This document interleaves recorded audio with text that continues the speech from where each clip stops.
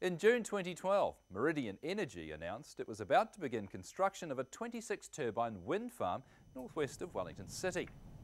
The project was the idea of a group of Wellington farmers who formed a company 20 years ago with the goal of farming wind on their land.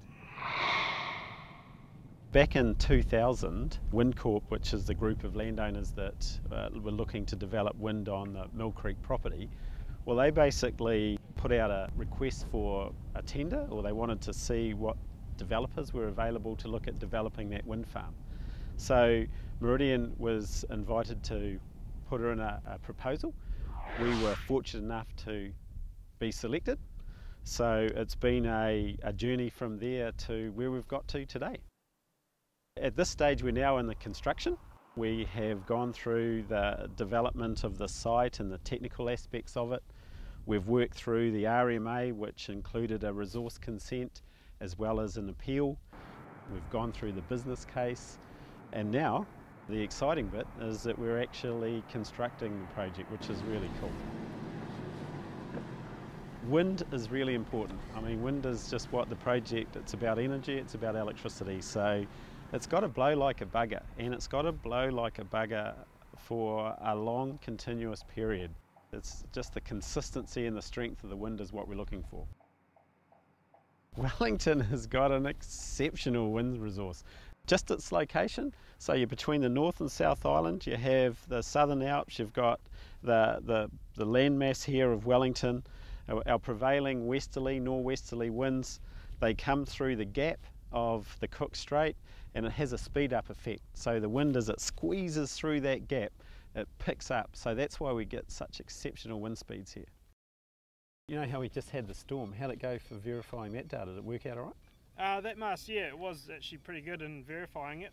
Well, that's been quite cool really. So what sort of speeds? Up around 200k gusts were recorded, so that's pretty windy. That's pretty serious wind. And from all projects have their challenges. Mill Creek was no exception. Once we've assessed that the site is suitable for development, there's a couple of key criteria that we need to look at. Can we get the equipment in? Can we plug the wind farm into the grid?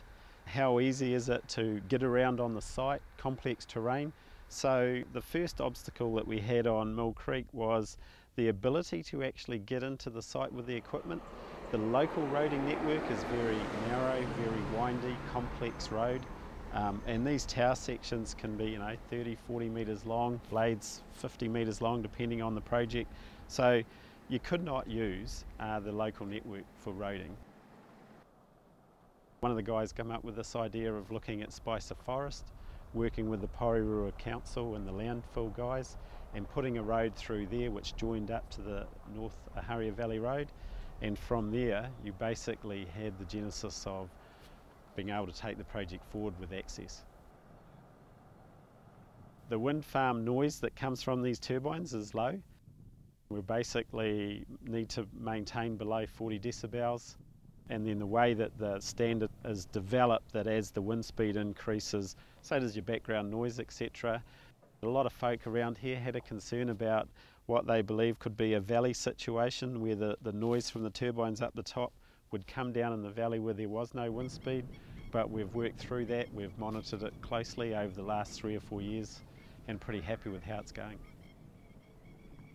We're here on West Wind now. This is a 62 turbine project. We put enough energy from this to power about 70,000 homes. So the technology that we're seeing here is exactly what will be going on Mill Creek. A similar turbines, similar arrangement with the way the turbines are connected, the roading, slightly different in the sort of transmission aspects, but in general, this is exactly what Mill Creek will turn out like. This is 1,100 acres, well it's 900 acres here and the 200 acres of the original family farm. When we bought it, 3,000 stock units was a viable one-man unit. Now I think it's probably 5,000. This place will never run 5,000 stock units.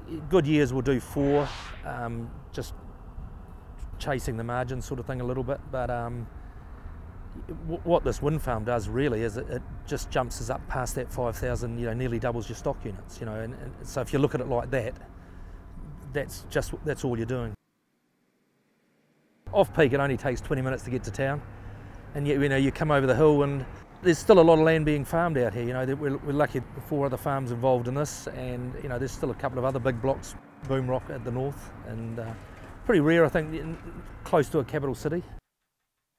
Today is, you know, it's a pretty unbelievable day for up here, but I think all the testing shows it's one of the highest winds, you know, the best wind zones in the world. And you know, and look, this country dries out, and you know, we needed to diversify really, and I think at that stage we were in a drought, a 100-year drought, and then I think 2 years later we had another 100-year drought. You know, so it was really just about trying to make something work for a long term. You know, and I mean, this at my stage of life now, I guess it's probably come a little bit late, but you know, whoever takes over, it's a 40-year contract, so you know they're going to have a reasonable farm here for another 40 years. Damon was quite good yesterday. We walked through what's sort of happening here, trying to sort out this fence around those yards and that. But there's Greg Best, Warren Bryant, Ward Callahan, and us, and so that's basically all the land from Boom Rock down to here, south. Gradually, the subdivision will probably take over, I guess. So now we've sort of tied the rules up a little bit so that it's not too easy. I'm quite excited. It's sort of, you know, what you wish for, and it's here now, and you sort of you go through stages that when it's on the neighbour's place, you're excited, and when they're on your place, you're scared, and so it's just we're just getting through the scared stage, and now the restoration part's happening, and you start to sort of appreciate it really. No, so it's good. To give you a bit of an idea, generally a project, its footprint's about 1% of land holding. So that means that the farmers are able to operate in and around the wind farms, the stock have no problems. One of the landowners on one of our projects tells me that in the summertime the sheep will be in the shadow of the turbine to get out of the sun, so they just move around with theirs. So look, the animals adapt to it, you get great infrastructure, the roading, fences, gates, all that stuff has to be upgraded and maintained for the life of the project. So it's a great win-win situation for the farmers. For the landowners themselves, having another alternative revenue like wind farms is really good because it offsets the seasonality, whether it's dry or wet, and it just means that they've got some income that is dependable, and it's really bankable for them from a management and a farm operation.